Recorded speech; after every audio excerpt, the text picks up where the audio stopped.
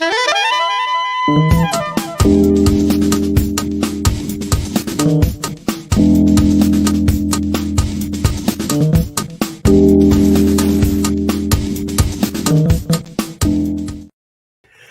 hello and welcome to a book launch live cast. Today's pretty special because we've got here an author that we've actually had the joy of working with several times now. And he's a friend from the Bend, Oregon area. I'm a little bit jealous about where he lives, but I just have to get over it. But before I bring him on, let me just share with you that we here at Ignite Press specialize in helping bring your message to the world.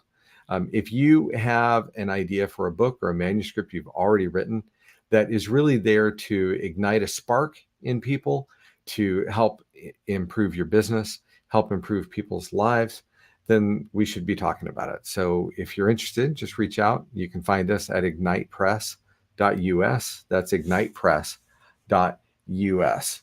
So now let's bring on the main event here. Michael Sipe here is the author of his latest book, Finish Strong, Exit Well, a street smart guide to prepare, position, and sell your business for top dollar. Michael is a super guy, and I'm going to bring him on right now, and we are going to dive right in. Mike, it is good to see you, brother. Hi, Everett. Great to see you too. And before we start, a shout out to you and Ignite Press and the team there. Just absolutely a joy all these times to work together, and all the people that I've sent your way to help. Really appreciate the terrific support.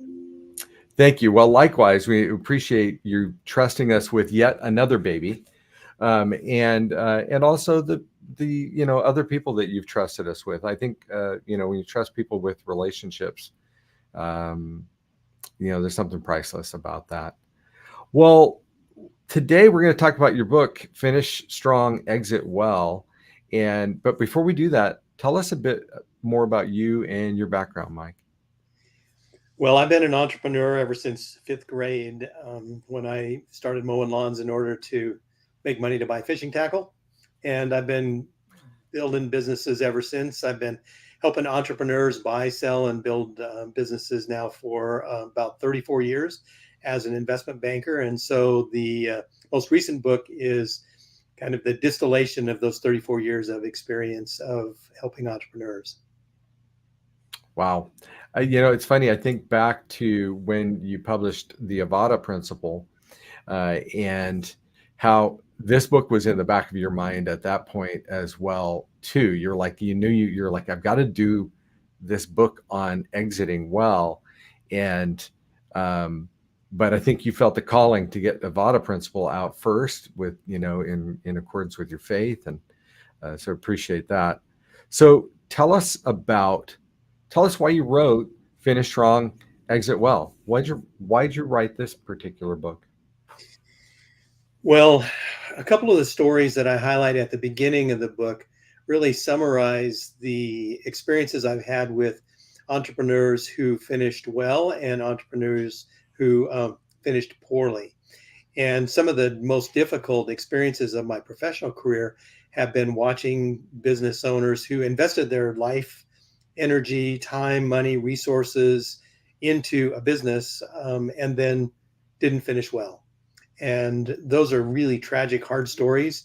And kind of the impetus for the book was to make sure that people had an opportunity to learn how to finish well. It's not a topic that's really taught much in business schools or in general business practice, but there's a set of strategies to prepare, position, and offer a business for sale in the marketplace that is actually worth buying.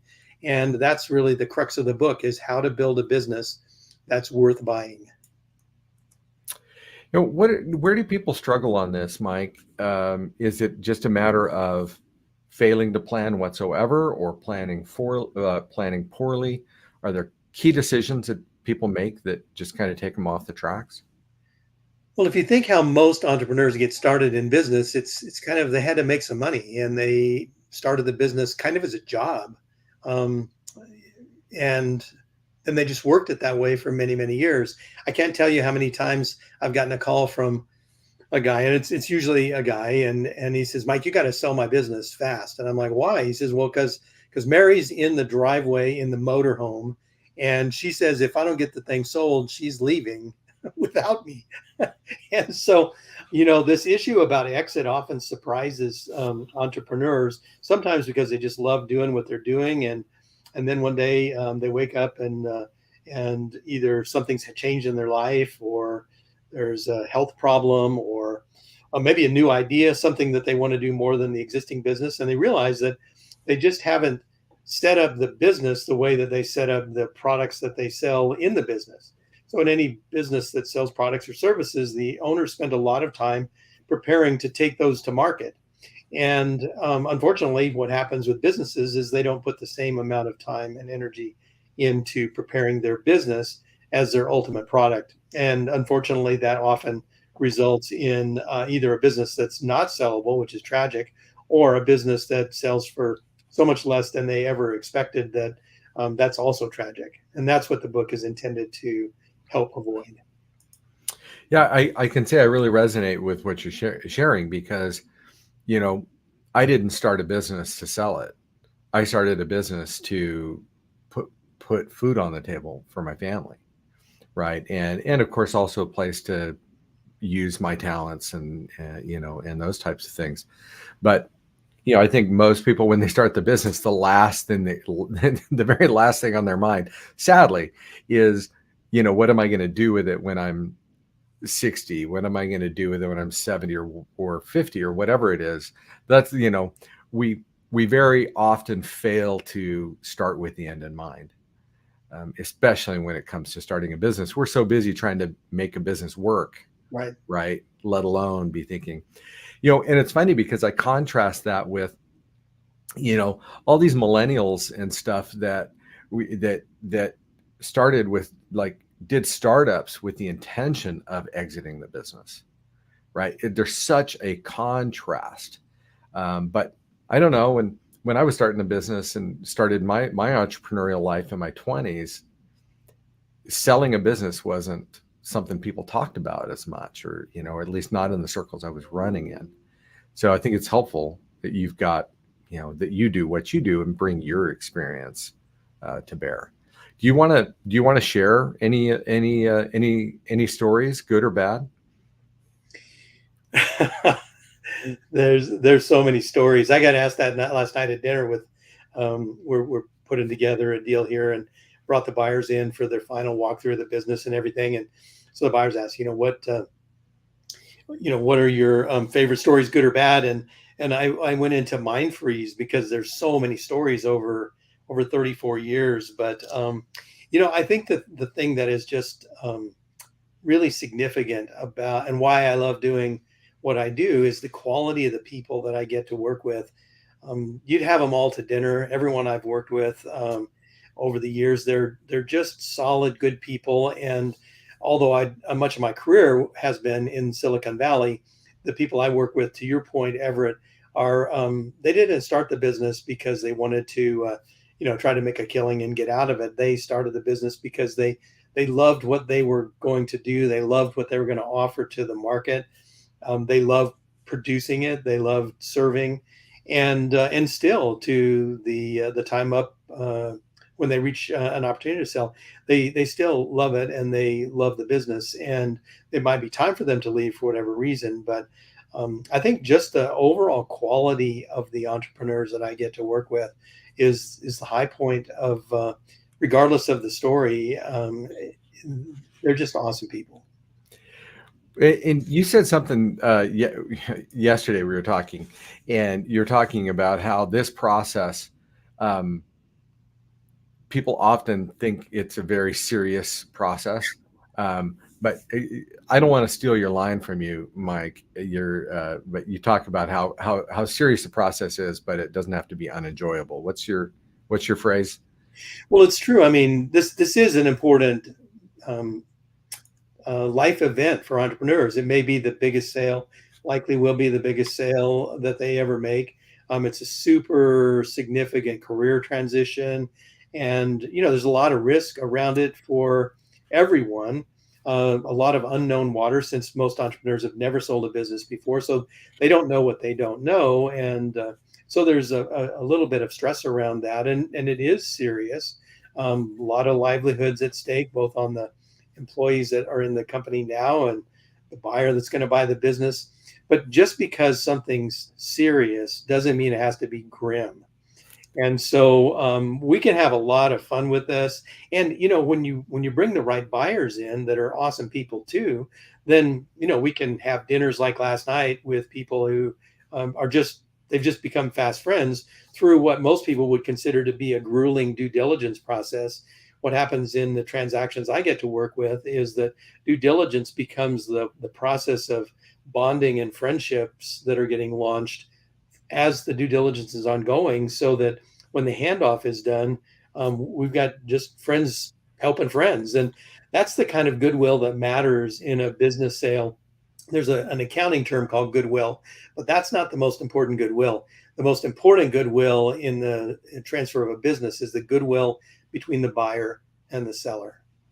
I tell you, Mike, that strikes me as something unique because I hear all the time about, oh yeah, with the business being sold, the prior owner is going to be involved at this level for this period of time, and it just becomes a contractual obligation, which I always questioned how valuable that actually is, because if the prior owner has mentally sailed, then if their heart's not in it, then how useful is that?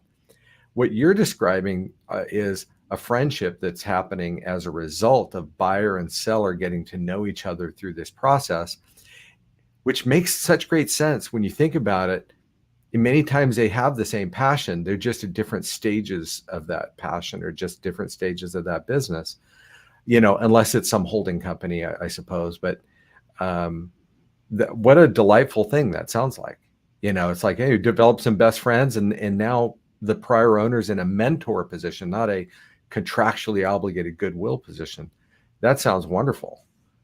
It really is extraordinary as that plays out, and wonderful to be part of, and so important. And that's part of what the book is about, is how to set up that situation, and that's part of the exit well part of this. Is not just did you produce something that you could dump on some unsuspecting buyer in the market and then race out, but have you actually handed off a legacy that can be continued, and where you can leave the business with dignity, knowing that you've actually taken good care of your vendors and your customers and your employees, and you've handed the business off to someone that you really like. And so it makes sense to start with that in the process of building a business. And then when we go to sell a business, it's not a random approach. We look for a matchup of buyers that would be a good complement to the seller and would be a good complement to the business. And when that chemistry match isn't there, we just don't proceed. We just keep looking until we find the right chemistry. Wow. Fantastic. So let me share this with everybody, because I don't want to be remiss. The book right now is available. You can pick up the paperback or the Kindle on Amazon, where the Kindle is on a special launch price for 99 cents.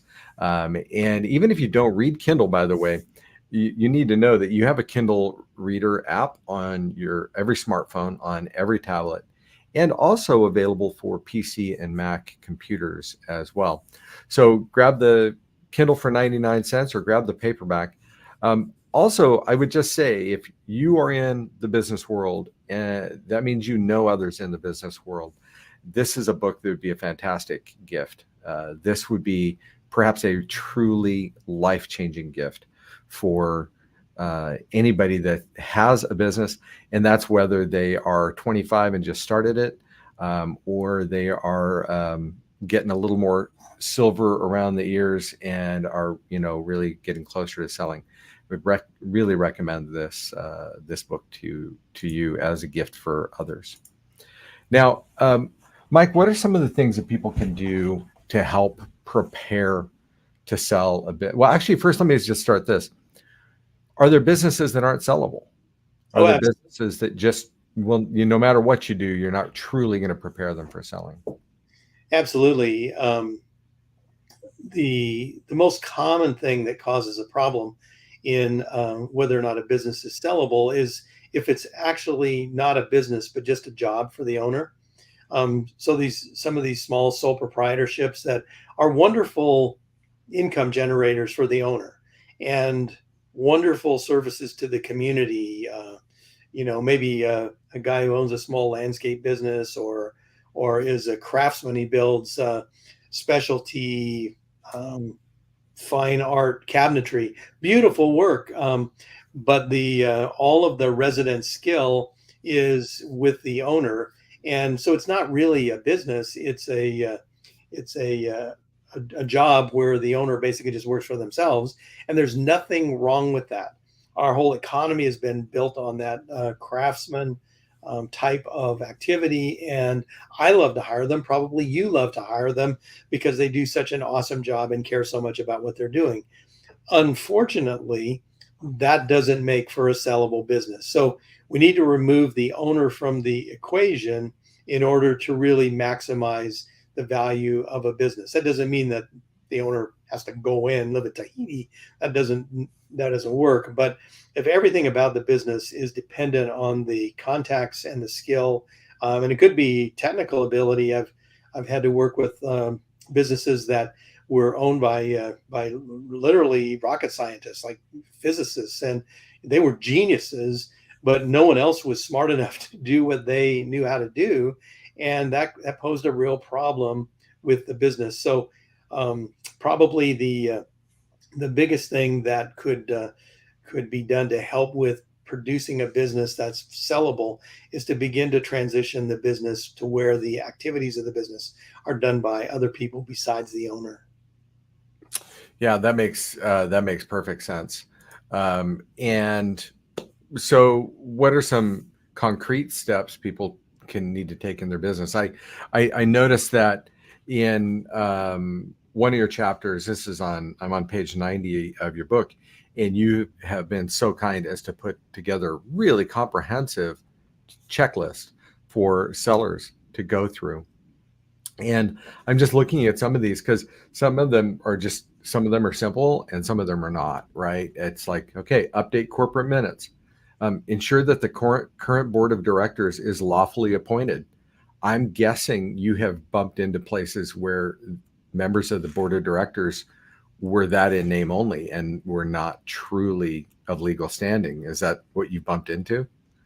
Sure, there are all kinds of things that you may have seen with entrepreneurs. Entrepreneurs are not known for their administrative skills and for their attention to paperwork details. Okay, I mean, we're producers, right? And we like, let's go get it done. Let's take care of customers.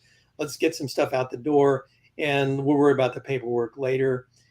So there's a lot of administrative things that are necessary that really need to be in place. And once they're in place, they can be managed and administered pretty easily by staff. But that's why starting a little early, if you start preparing for sale a couple of years ahead of time, you can be in great shape, and you have all of these things put together so that when the time comes to get into due diligence with the buyer, and they say, show us your corporate minute book, it's like, boom, there we are. Show us your safety manual, boom. All these things have been done and are ready, so it's not a big crisis at the time of the sale, and you can put them in a secure data room online and have them. Sometimes you'll need them for tax purposes. Sometimes you'll need them for operating purposes. Heaven forbid, you might need them for litigation at some point. But if you have all of this information that you need to sell the business prepared long prior to the sale, it really comes in handy, and it saves things being just a scramble at the end during due diligence. Now, you talked about, and you talk also in your book about making the owner dispensable. And also you talk about putting systems in place. And I assume that that's really, the systems are part of making the owner dispensable. That it's no longer about, yes, can the owner turn this particular tool to make this cabinet, versus their employees in place that can make those cabinets all day long without the owner being involved. What do you see companies resisting getting into systems? Do you find owners that resist that process at times? Well, sure. And a lot of it goes back to this craftsman mentality that so many people start their businesses with. They got in the business because they were really good at machining, or really good at cabinet making, or really good at designing technical products. Many skills that they had, and they employed those to great benefit. And that was their contribution to the business. So what they if they want to have a business that has optimum value.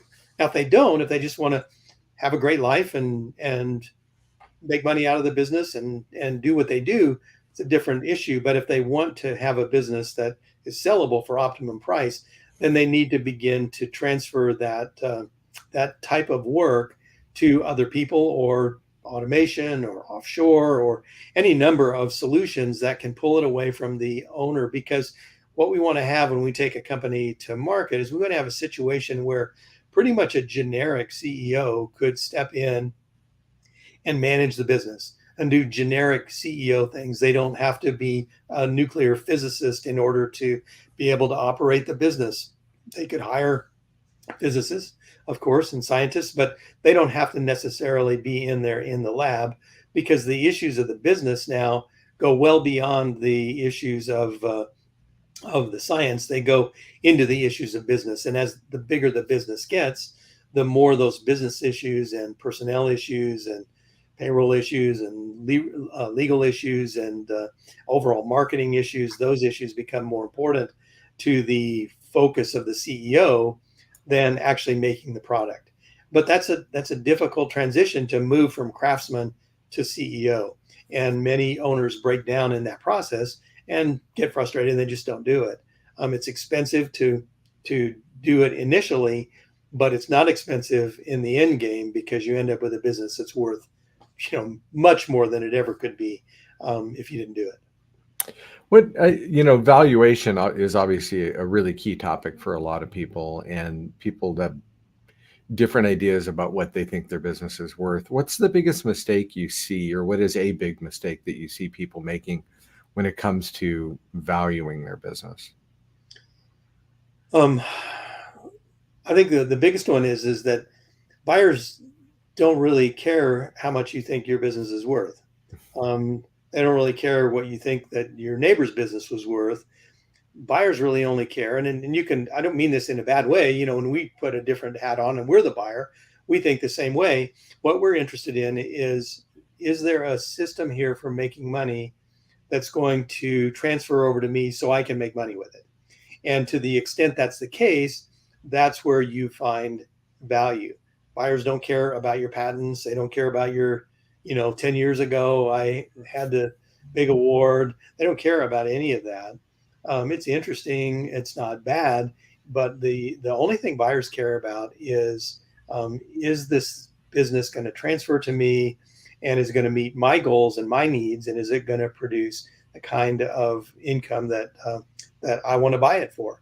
And if the answer is there, yes, it is, and the risk factors are low, then the valuation goes up. If the answer is no, it's very difficult to transfer, a lot of risk associated with it, and it's not going to produce very much. It doesn't matter how much the owner loves it, it won't sell for very much. Yeah. Wow.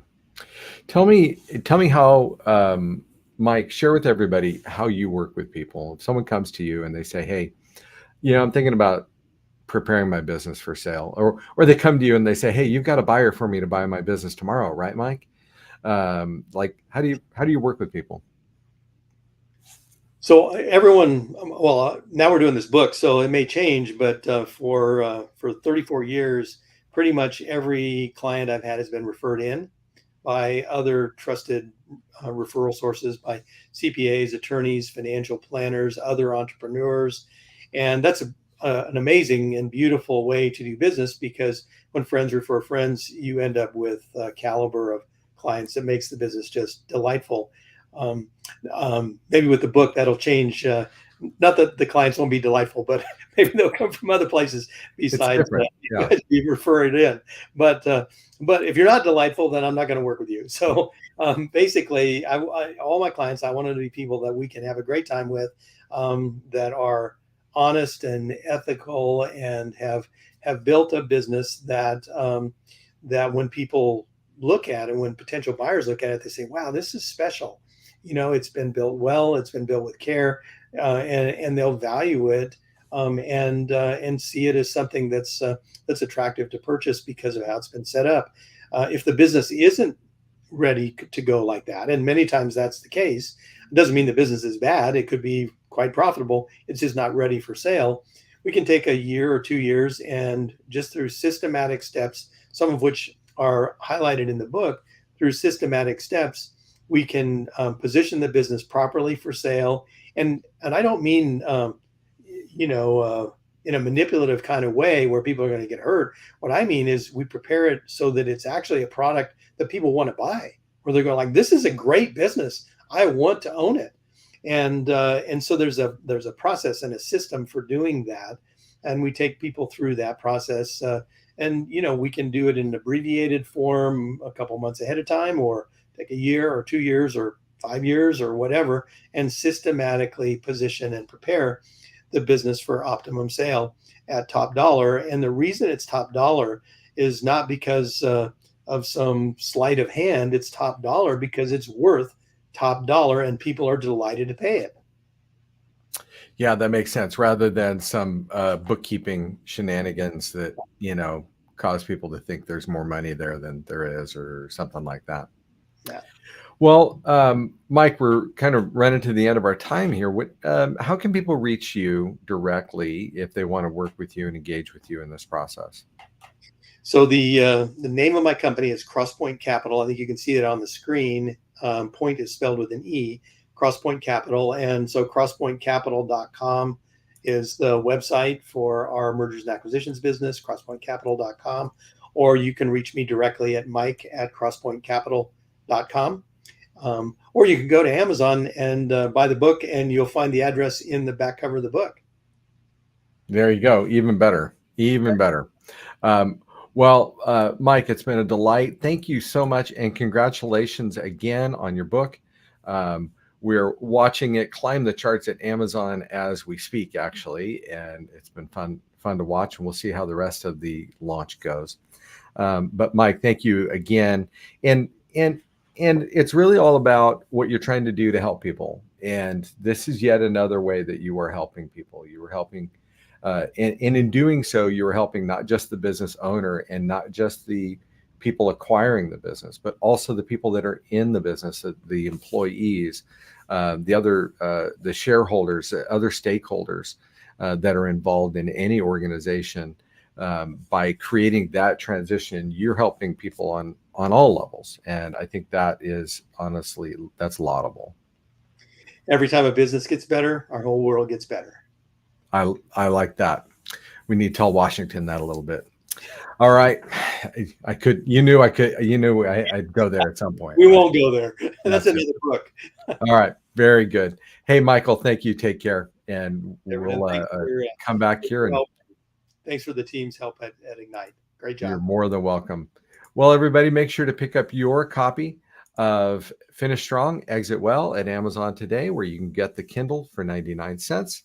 And the paperback is available there as well. And then if we can be a help with your book here at Ignite Press, reach out to us at ignitepress.us, ignitepress.us. Thank you very much. Take care, and God bless.